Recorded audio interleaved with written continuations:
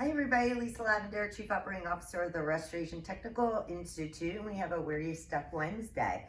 And this is about how can restoration companies work with other companies. If they're not being transparent, disclosing that they're now doing water losses, especially on larger jobs. These may come in the forms of business partners or other local businesses you may cross paths on a water loss, and construction companies, plumbers. It could be a whole series. And so the question is, how can we agree, sign contracts, work together in a trustworthy, high integrity way?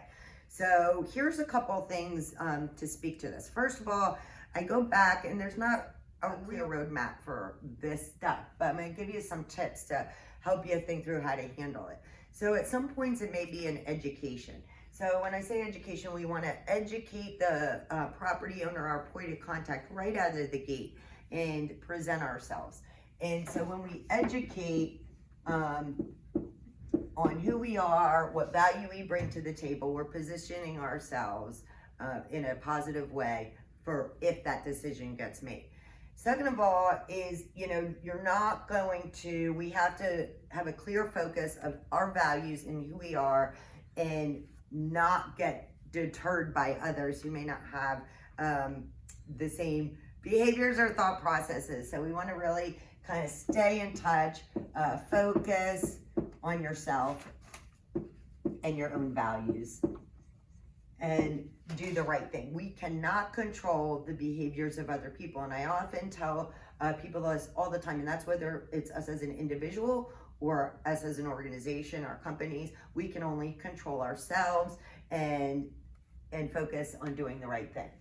Now, when it comes to partners, okay, so if you're formally, and this is a little twist on things because you brought up contracts, if you are formally working with other people, so let's say it's a construction company and you partnered with them to help facilitate a repair from beginning to end, or you bring them in to help with an aspect of a project, you can actually incorporate that in your subcontractor agreement, that they should be respecting, not soliciting your customers that you're brought into. So that is a little twist on things, is that you can spell some of those terms out so that if there is a violation, you can address that.